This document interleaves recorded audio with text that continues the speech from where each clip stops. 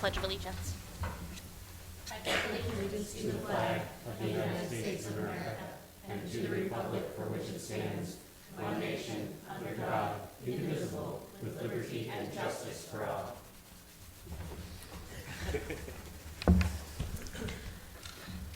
So tonight we are here for a special meeting.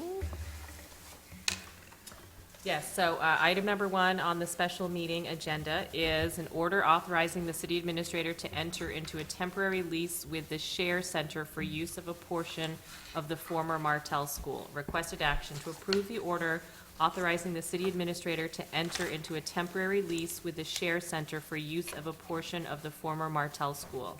So moved. Second. I have a motion by Councilor Lyson, seconded by Councilor Ray. Can we just get a brief overview from the administration?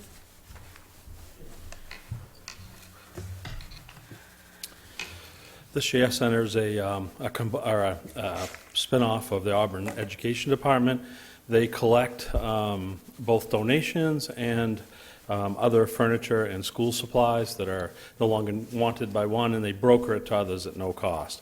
The Share Center has been in the Martel School for a number of months while it was under the control of the Lewiston School Department. When that turned over to us on October 1st, we kind of looked for a lease or an agreement. We couldn't find one.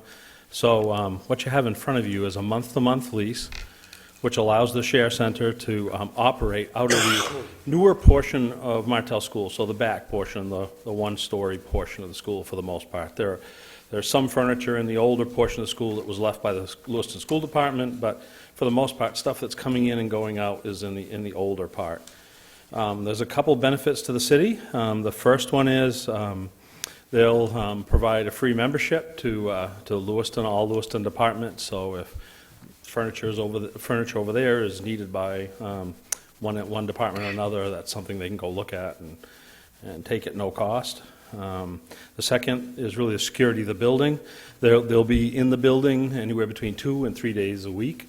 They'll not only patrol the inside of the building, but they'll patrol the outside. The lease in front of you has no cost to the city, but with those two benefits. We will be heating the building, whether they're there or not, so that's really not going to cost any more. There might be a de minimis amount of electricity, because it still need to be electrified for security reasons and others. Water, there may be a little bit more water used, but primarily water and sewer really won't change much.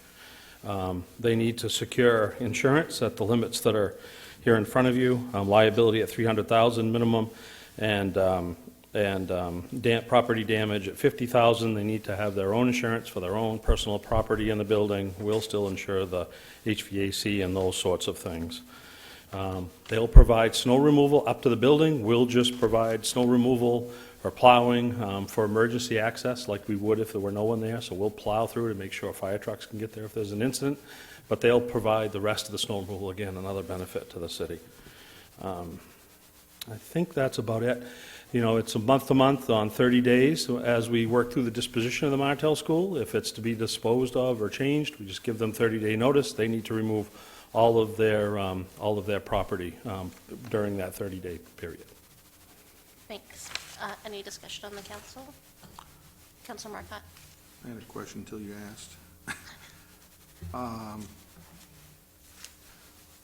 Okay, the cost of upkeep, whether there's somebody there or not, that transferred from the school department to the city? That's correct. Okay, so it's not on the city for one of those incidental costs such as the electricity and... Okay. Say that? Counselor, can you repeat that question? I just wanted to know if the cost of upkeep of the building transferred from the school department to the city. Yes. Yes, October 1st. October 1st. Okay, thank you. Any further Any further discussion on the council? To the public? Back to the council. Call the roll. Counselor from Ward 1, Jim? Yes. Ward 2, Yes. Ward 3, Yes. Ward 6, Yes. Ward 7, Yes. and Madam Mayor. Yes. Motion passed by a vote of 6 to 0, I'm sorry. And now we are going to move into a work sessions on 4 items. The first is amending the Administrative Code. Yes, this is Dale's chance to take a look at our administrative code and to modify it to meet what he's looking to accomplish in the department. It's also reflective, well, you should also recognize that the current administrative code is massively out of date in that it didn't even recognize the combination of public services and public works, and still had Parks and Recreation as a separate department. So this is just an update to try to bring the code up to date, and I'd be glad to have Dale just comment a little bit on what he's trying to accomplish here.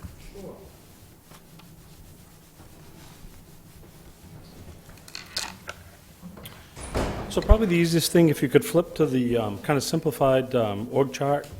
It's in your packet.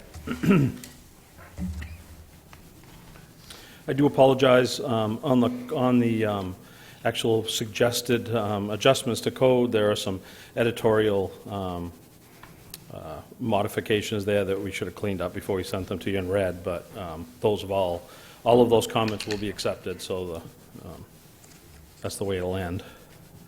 If you look at the top, there's a new division that we're proposing, and it's the Division of Administration.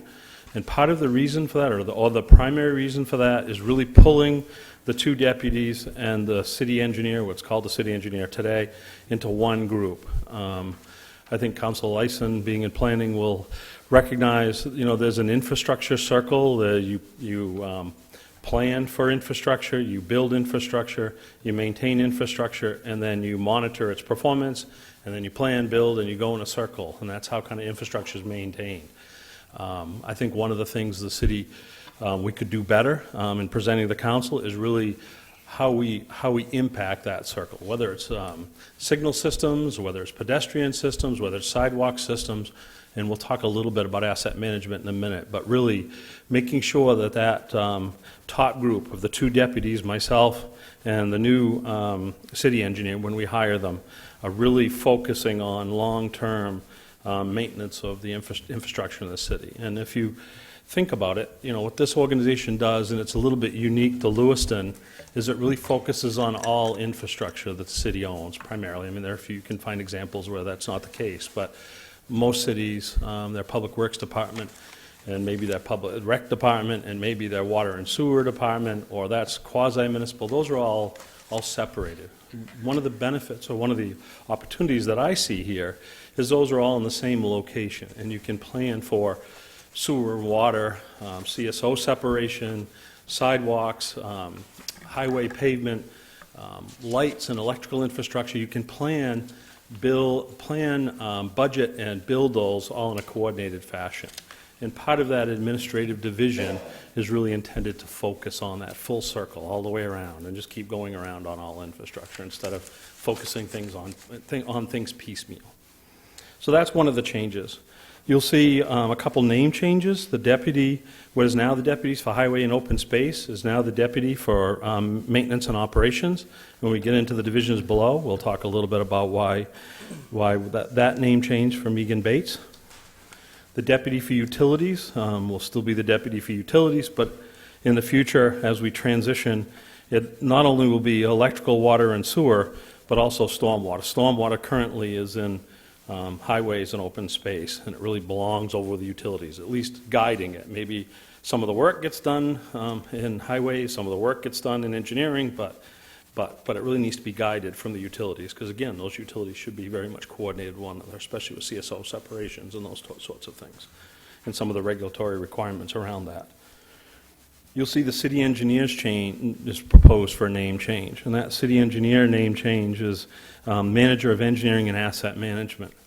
One of the things that we're starting to focus on, started happening before I was here, but we really need to pull into the rest of the department, is really an asset management approach. Understand your assets, understand the condition of your assets, understand what investment will do to your assets at different levels, and present that to you for funding, and then really understand the consequences. And, the department's been getting into that for about a year and coming a long way, but a lot of it's in utilities, there's not a lot in highways. And as I talk to you, pavement, signals, pedestrian crossings, those kinds of things are hot button issues that we ought to be maintaining, monitoring, planning, and building. So those are areas of focus. So that's the reason for that name change.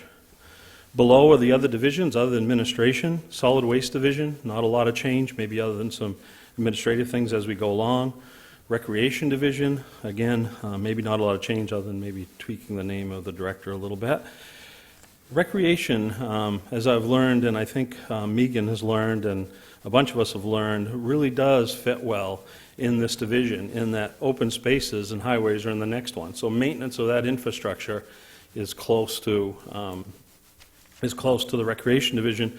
Both of those two divisions work very closely with the school system, and that way they're all kind of integrated and zipped together, so that's important. Municipal garage, really not a change. As I talked about water and sewer, adding a stormwater division, that's a bit of that'll be a shift, that'll be a long-term shift over time to get those, both the infrastructure but also regulatory requirements in sync. Electrical infrastructure division, that's been known as streetlight for a long time.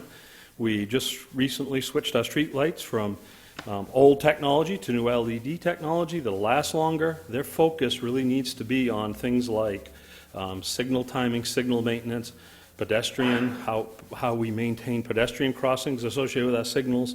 As infrastructure continues, it's not going to be very long, and we're going to be going from the old strobe system on fire trucks and police cars to vehicle-to-infrastructure technology in those signal cabinets. So we really need that group to be trained and understand how those things work. That's not very many years away. That's probably, I'll be talking to you that probably the next couple of years about transitioning some of those cabinets. We're talking to DOT about it right now. So there's a change. So it's really focusing more on our electrical infrastructure, not just changing light bulbs and street lights. And we have some very talented people there that are already planning and doing things kind of ahead of all this. Public Buildings Division works for me right now. I think they need some more engineering guidance. So for a few years, we think putting them under the new city engineer, again, there's a place where infrastructure really needs to be planned and really needs to be, preventative maintenance really needs to be a focus. So that's something that Louis is doing a good job on, kind of transitioning into, but I think having that engineering guidance for a number of years will be very helpful. Engineering and asset management. The asset management group is in, and the GIS group are in right now, are in engineering, but they're not really connected as well as they could be. So I think putting those all in a group, there's a thought at some point I might come to you about maybe promoting one of our project engineers to an assistant city engineer, one for growth, but also a city engineer is something that's required, and where I'm not a professional engineer. There are times if the city engineer is absent, on sick leave or something else, there are things that require engineer stamp and require an engineer decision. So that's something we might talk about in the future. I think that's kind of in a nutshell, kind of the overall structure. Looking in deeper into these lower divisions is something I'll be doing over the next 6 or 8 months. So. Questions from the council? Councilor Marcotte? Listening to what you had to say makes a whole lot of sense. Love the presentation. Looking at what we have here in print, proposed versus current language brings up a few questions. So this would be Chapter 2 of the ordinances, Yes, which is administration. correct. I think the use of the word division may be used in 2 different ways here, because I'm seeing Division 12, and then we're talking about divisions of the public works. Yes, yeah, that's a division of the code. Division of the code versus divisions, okay, because that got a little confusing. And am I to understand then that the divisions of the code, 13 and 14, would go away? Yes, 15 would be maintained? yes, and this would replace the current, those 3 as one. Yeah, because there's a Division 15 of the code that talks about social services, but that... Oh, no, excuse me, that would stay. We may have to we probably ought to renumber that. Renumber or Yep. use reserve for certain numbers. Yep. Yes. So I think my only concern is formatting. The formatting in the current language, I like the way it's formatted. I'm sure that's right off the webpage. And the new one was just put together for, obviously, tonight's presentation. Exactly. And what happens next? Does it come to the council for a vote? Yes, it would come in and obviously be an ordinance amendment, so it would come in for first and second reading. First and second? Okay. So the three sections of code that would be wrapped into one are 12, 13, and 14. 14 currently, I believe, is Department of Parks and Recs, or Recreation and Parks. 13 is Department of Public Works, and 12 is Department of Public Services. So all three of those would be collapsed into one single one. Is that correct, Ed? He's asking Ed the question. What's that? What? Oh, yeah, Yes. yeah. Just trying to stay on the ranch. I apologize. I was looking at Division 15 to try to figure that out, but it'll just be a simple matter of renumbering that. That can be 13, or 13 and 14 can be reserved, so that 15 remains.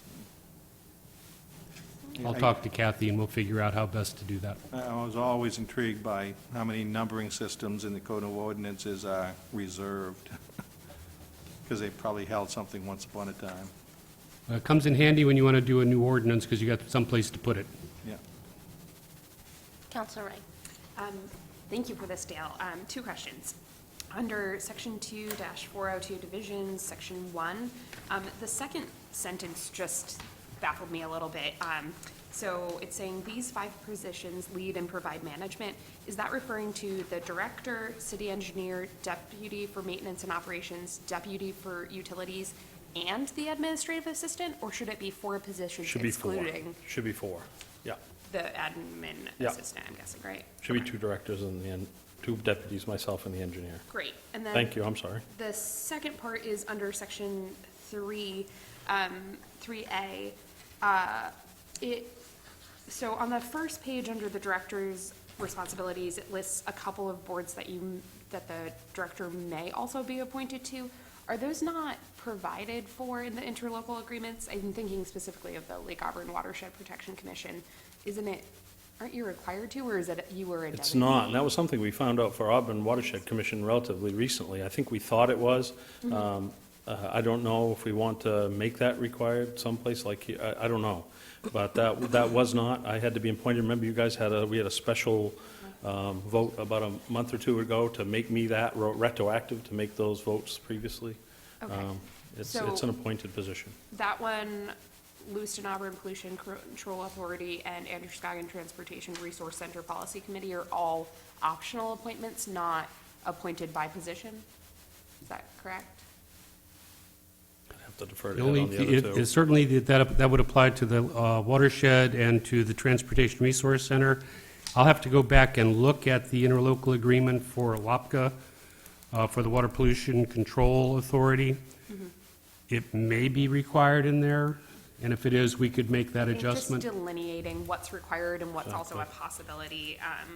And I think the interlocal agreement, I would have to check, but I think the interlocal agreement for the Lake Auburn Watershed Protection Commission was by appointment, but the city could make that a standing if they so chose to. You could make the Public Works Director standing, that's up to you. Right, because my council appointment to that had to be appointed and voted on, but is part of the agreement. And then, so the section I was referring to under 3A, so Kevin's in those meetings with us. I don't know if he is required to be there as part of this, so I didn't know. He's a if that- clerk. Oh, okay. He's staff. Okay, Him and Sid both. great. Thank you. Just to follow up on that, on the first page where it says Section 2-401, it says Lewiston Auburn Pollution Control Authority, and I think it should be Lewiston Auburn Water Pollution. Isn't that right? Oh, yeah, there's. Yes, correct. Jeez, sorry about that. Counselor Lyson, did you have? Yeah, I did. Dale, you had mentioned that some of these things you've been looking at and going through the process, others will be years in the making. I'm just wondering, how have you presented this to staff, and have they been buying in? Have they been brainstorming with you about these changes or whatever? That's my question. So I sat down with the acting city engineer. Jeff is in acting capacity right now until we get through this and we post it. I sat down with him, both deputies, as companions to this, brand-new job descriptions for all 3 of those positions, talking about more proactive management. In that conversation, I sent them out a week in advance, or 3 or 4 days in advance prior to the meeting. I think all 3 of them really embrace the the unit coming together. We started probably a couple weeks after I was here having one-on-ones Tuesday mornings. So I have a one-on-one with Megan in the morning, then Kevin, and then Richard before Richard left. And I think that's been refreshing to them to have, an hour each week, just sit down and concentrate on what's going on in theirs. I've noticed Megan and Kevin beginning to coordinate more, just working together, just became natural, and I think that's something they wanted to. We've set up a safety task force where we pull in people at different levels of the department. So I think they're starting to see those things already, and most people so far have been wanting to participate and being anxious to participate, and I do think the upper management's really very much going to want this and like this.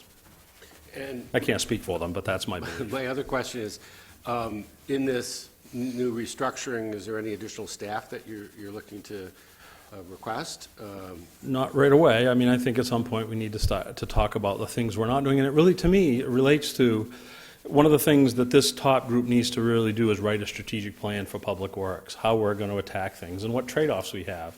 And I really think one of the things that we need to come back with, last time, it was my first time through the budget, and we had position requests in 3 or 4 of the divisions kind of all smattered around. And standing here was a little bit awkward for me because, and not that it wouldn't have been for anybody, but not knowing what those are tied to. The garage needs more people. Well, lots of things need more people, absolutely. But what are the strategic goals and what are the trade-offs? What I want to be able to present to you in the future from that group is, if I ask for a position, here's what the city gets in return for that. And here are the things that are going to occur. And that's the most important thing that, or the most important 2 or 3 that your public works management team believes the city needs, not each division kind of coming in with their own requests and then standing here and kind of negotiating later. I'd much rather give you a priority order, but give you a priority that's attached to a strategic plan. If we want sidewalks better plowed in the winter, what does that require? And if we don't, what's going to happen? If we want more pavement and we want stronger pavement management, what does that mean for personnel? If it means anything, it might mean different consultants. But I guess I'm being a little vague about that, but I think until we put together a strategic plan and really can tell you what you're going to get for, or what we're asking for and what you're going to get out of it, I can't answer that today. And thank you for your work here. I appreciate it. Welcome. Further discussion on the council? All right, so that will be on our agenda on the 19th. The 19th. Thanks, Dale. Thank you. You're welcome. Our next work session is on a passenger rail steering committee. As the council will recall, we had a discussion of this at the last meeting and workshop session, and Link Jeffers went over the most recent report from the passenger rail study that was being done, and we also had an opportunity to hear from Tony Donovan, who also provided a proposal to discuss both of those reports at one level or another, discussed how to proceed from this point. Where do we go next? That's the basic question. Since then, I've had an opportunity to talk to the new president of the Chamber of Commerce. Tony has also spoken with her, and the Chamber, or at least according to the president of the Chamber, is willing to take on the leadership role in putting together a group of stakeholders to see how this project should go forward. I would support that for a couple of reasons. One is, clearly the Chamber has been very supportive of passenger rail for many years. I think they kind of kicked this whole process off quite a few years ago with some of the initial studies. And secondly, the whole issue of passenger rail service to Lewiston, Auburn is really a regional question. It doesn't just involve Lewiston, it involves Auburn, it involves people between us and Portland, and certainly extends up out of Lewiston toward Montreal, especially to Bethel. Bethel has been very involved in these efforts over the years. In a lot of ways, it's much easier to have a regional focus if a regional organization is pursuing this as opposed to one individual municipality. I think that also presents a better opportunity for us potentially all come together on one plan so that we're not at odds with each other when it comes to where do we want to go, what do we want to pursue, and how are we going to get there. So I'm comfortable with that. I believe Shanna's comfortable with that, so that's kind of our recommendation at this point. So it's not necessary for us tonight to get into any great detail about that, but I did want to get some feedback from you folks on whether that's acceptable to you, as well as maybe some feedback about the kinds of people you would like to see involved in that process that could be fed into the chamber for their consideration. So before we move to council discussion, Ms. Cox, do you have anything you want to add? Okay.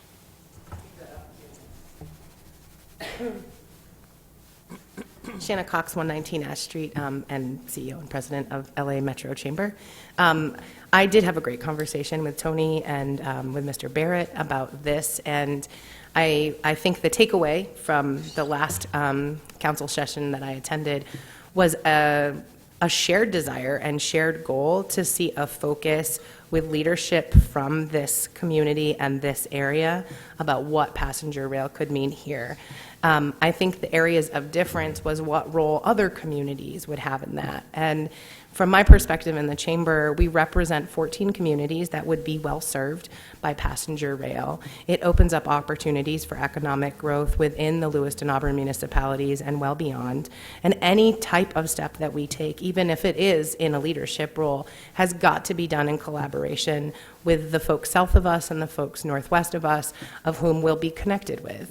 And so I have a lovely counterpart at the Bethel Chamber who's been doing a significant amount of work with this. And so I think it's about putting a committee together that is thoughtful about action, that sets some clear vision, that takes the report that you have been presented and starts to, I think as Ed say, put forward some recommendations. And so I think that's the committee's charge. I think one of the things that we're hoping to hear from you is some role in membership to that committee and in composition, and you might be thoughtful to invite maybe roles, perspectives, demographics, and backgrounds, and not be prescriptive about individuals. I think the committee would like the freedom to think about that.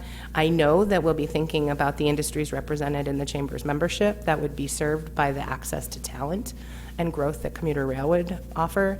I know that we would want to be thoughtful about our colleagues across the river and their role in this. And we would want to have a liaison to the existing committees so that that work continues on in parallel and supportive of each other. And not kind of a runaway train, if you will. And so I think that's the kind of input that we're looking for from the council. We're happy to take a leadership role on this, but to be clear, it is a collaborative role that allows this region to lead, and that's the perspective and goals and takeaways that I had from the conversation with Tony as well as Mr. Barrett. So that's the commitment we're willing to make. Great, thank you. Discussion on the council. Councilor Marcotte. Mr. Barrett, I noticed in here that you have suggestions on membership to a steering committee. Would the city council be responsible for identifying that steering committee and composing it? I think what I would recommend is that the chamber do that, and that we run any of recommendations that come out of that group through the council for its own review and feedback to the chamber.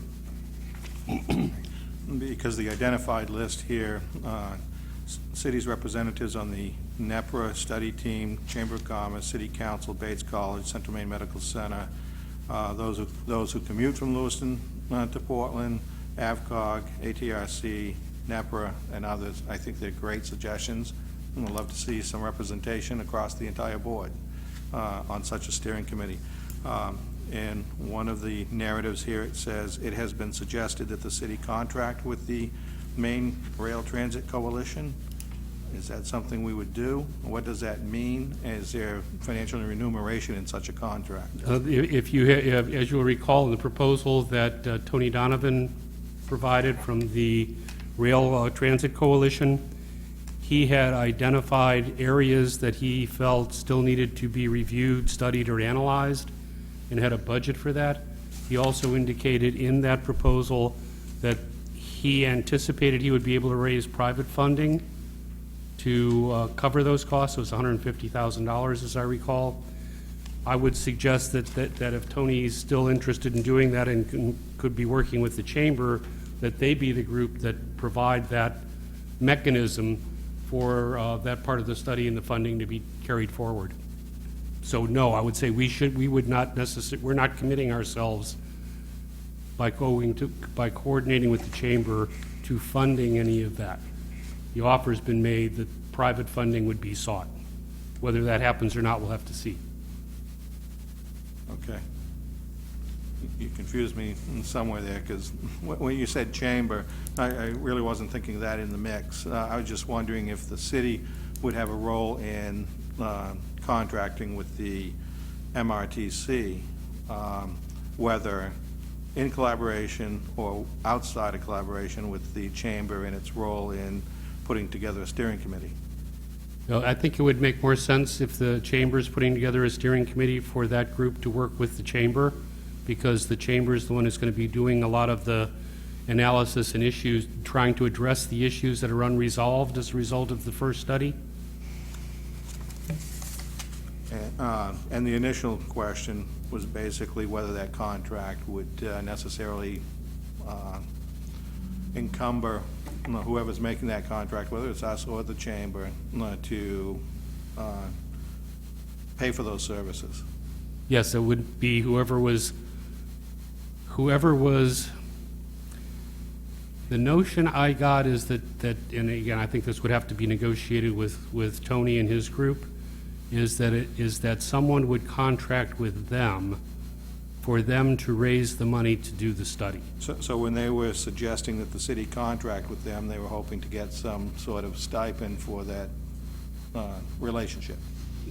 No, they were basically saying that they were going to raise all the money. Now, whether that's Okay. possible or not, I don't know. I mean, I certainly can't say for sure. They did not, at the moment, have it all lined up.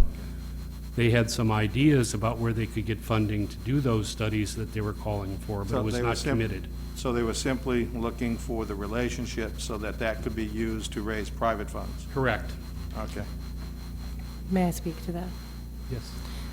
If we're coordinating contracted services with anyone, we, particularly through this committee that I've agreed to chair, and that will coordinate through not just the staffing resources, but the membership of the chamber, the business and industry, who I think would have call to demand on passenger rail.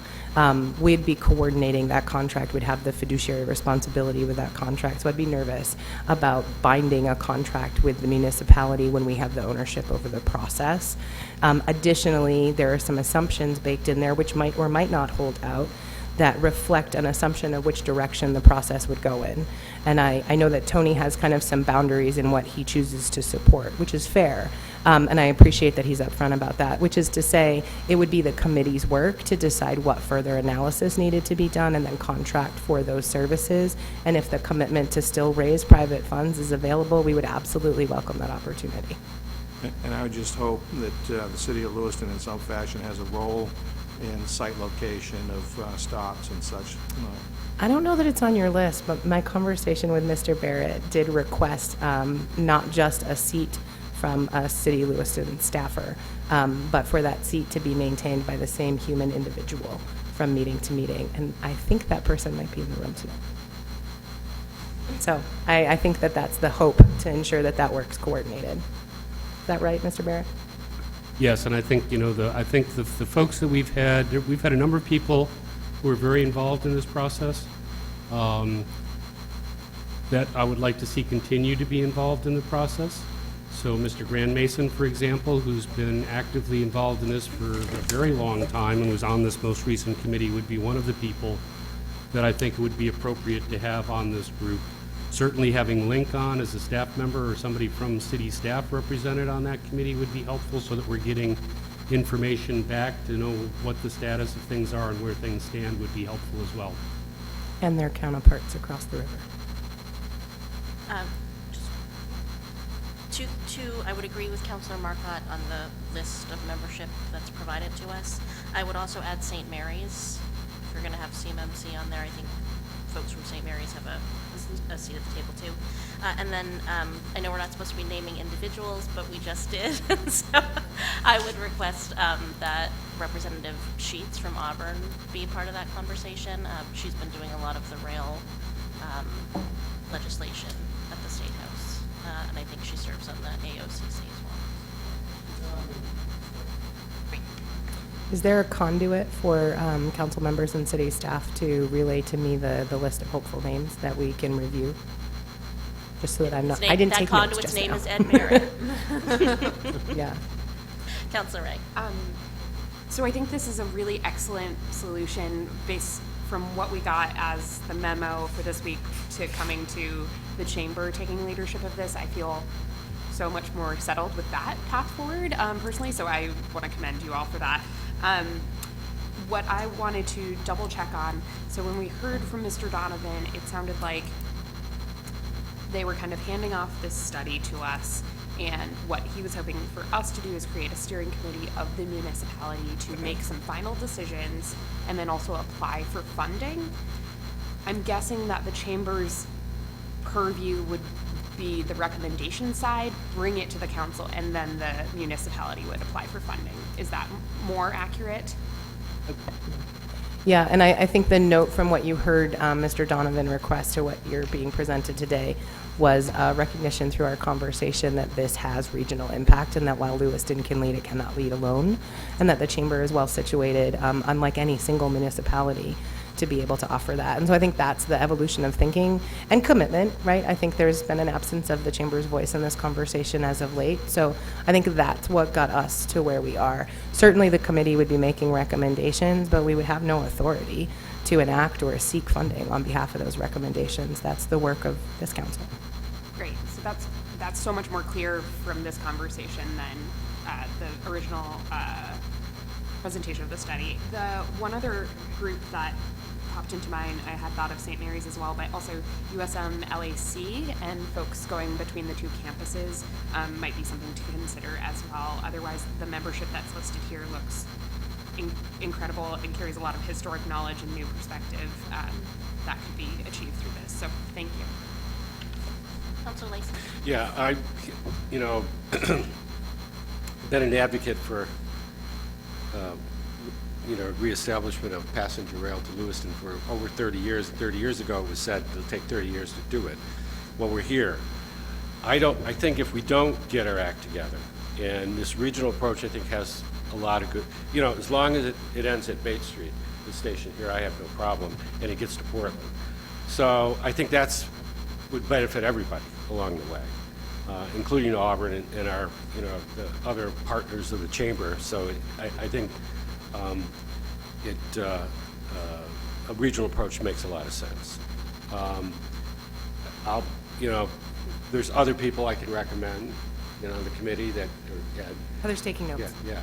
So that are knowledgeable about rail and have worked in that business and participate. We also have a great congressman who was a very, very champion for reestablishment of passenger rail. That's Jared Golden. So I don't know if he can be at the committee or whatever, but he certainly can help us with accessing federal funds at this time too, Well, as well. I think the thing to be thoughtful about is managing expectations. We've just listed off a committee of 20. That is not a good group size to be nimble or to get to an outcome by next January, which I think next January of 2021. That's kind of the time frame that we had discussed. And so I think that all ideas are welcome. I think I would appreciate you delineating for me so I know as we form the committee and prioritize in unison the difference between folks who should be active members of the committee and those who should engage and support and inform the committee. Because I think there is no limit to the latter and there is a necessity for a limit to the former. And so it'll be about that balance, right? Further discussion on the council? I just want to let you know that Mr. Donovan is in Portland at a meeting about rail, trying to elevate our projects higher on the agenda for the Regional Transportation Authority. So anyway, he sends his regrets. Yeah, one other quick comment. I think Mr. Donovan has raised a number of issues that need to be investigated as this process goes forward. We should all keep in mind that he has a preferred plan in mind, and I don't necessarily know that that's what would come out of this process. So I think that's something we're going to have to make clear to him as we go forward so that he's not under any illusion that this is necessarily saying yes today to the option he wishes to pursue. That may well be what comes out of the process, but I think it would be unfair to try to pre-commit it. And just to echo that was a conversation point that we were clear on as well when Tony and I spoke. Thank you. Thank you, Shannon. Our next work session is on rental registration fines. At the last meeting, we had a proposal to establish some fees for the rental registration program. I will point out that there were a couple of questions raised. One was a desire to have all of the violations for which people could be fined specified. I have a draft now that added some language to that proposal. One would be failure to post the registration certificate would be a fine of $100 per occurrence, so that specifies one of them. And then failure to provide timely updates of required information as to the legal owner, business operator, property manager, or emergency contact would also be a potential for a fine of $100 per occurrence. There are time limits in the ordinance for them to respond to or for them to report those kinds of changes. The other question that came up at that meeting was the amount of the fines that could be racked up over time for violations of failure to register. As you know, we have a sliding scale there. The first month's $50, the second through sixth is $100, months beyond 6 is $200. For a year, that would run out to a fine of $1,750 per building, because it is on a building basis. One thing I might suggest, so that that doesn't just go on and on and on forever, is we could potentially reset those fines annually. So in other words, somebody didn't register for a whole year, it'd be $1,750. Starting the next year, they'd start at $50 again instead of starting or staying at $200, just as a possible way to address that. But I know that was a concern that Councilor Marcotte had, that maybe the fines were too severe. So just looking to see if this is satisfactory, if you have some other things you'd like me to look at or some suggestions to make changes. Council Marcotte. I hadn't even thought about the concept of the next revolving year, which would be $2,400 per year example. I thought the $1,750 was a bit stiff, was my commentary at the last meeting. As I look at the 4 itemized items below, I think there was an attempt to refer to the placement in code of 1896 each and every time, and it got listed as 896 in one occurrence. Not sure if it needs to be there each time. But the question with regards to those 4 items is, it's very likely that all 4 of those items would probably be failed to provide all at once. Would that mean $400? Yes.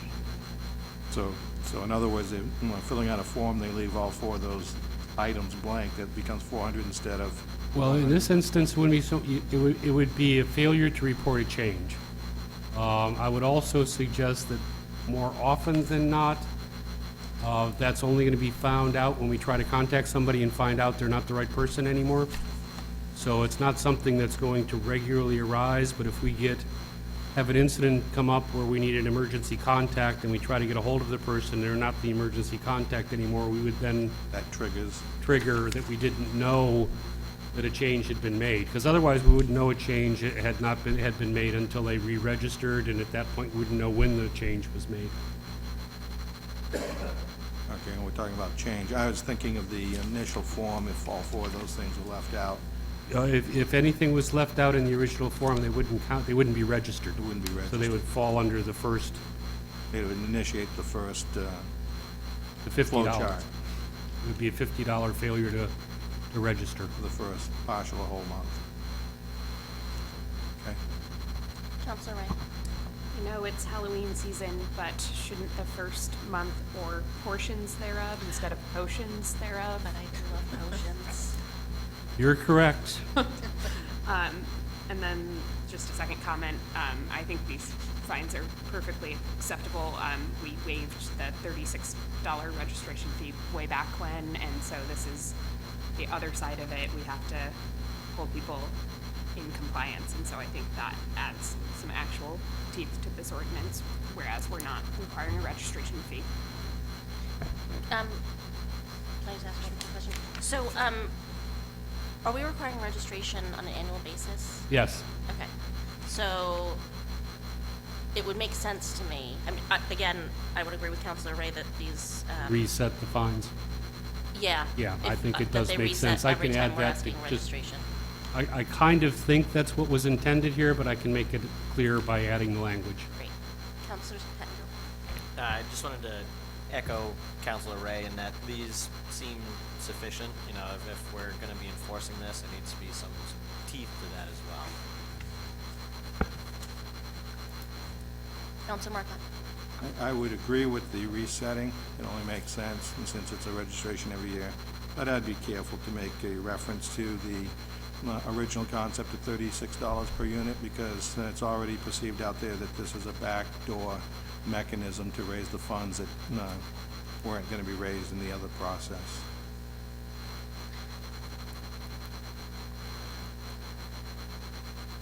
All right. Okay. So this will be on our agenda on the 19th. Is that correct? Yes. Thank you. Our final work session is on the Martel School Disposition. Yes, at the last meeting, there was some discussion of clarifying or providing greater detail as to what would be included in the proposal. What I did is I got from purchasing an example of a format that we use for our RFPs. What you have in your packet is not the full RFP thing with all of the, front-end language and stuff like that, but it does try to cover how we would structure this proposal.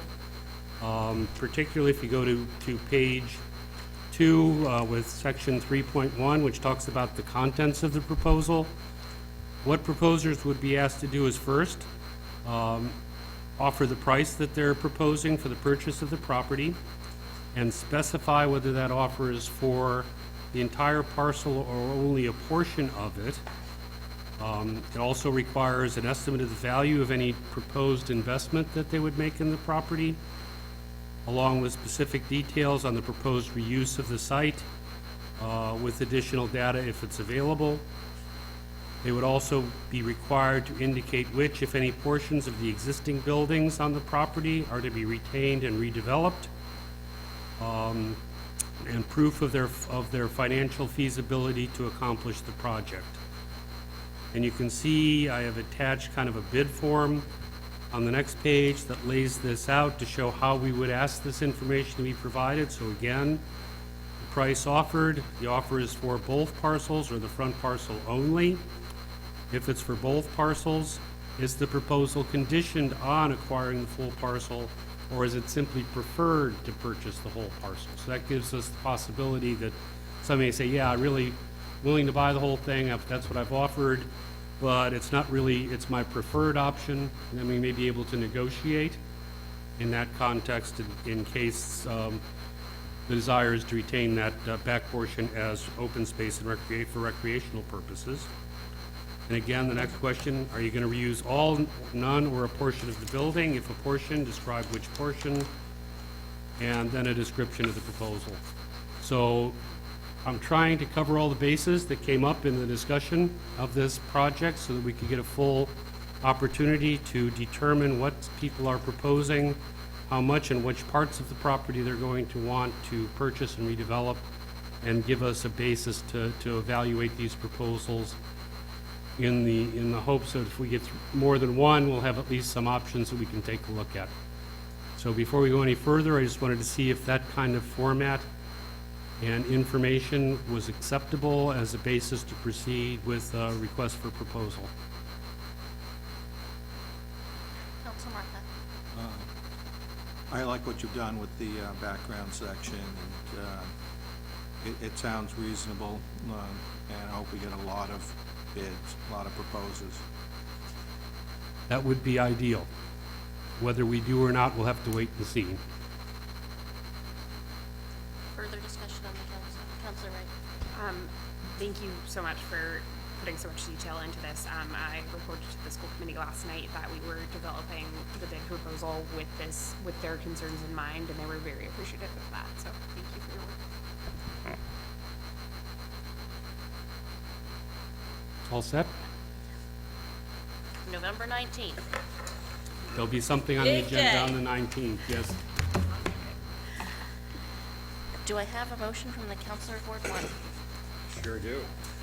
To move to executive session to discuss the disposition of a property of which the premature disclosure of the information would prejudice the competitive bargaining position of the city. I have a motion by Counselor Lyson, seconded by Counselor Ray. All those in favor?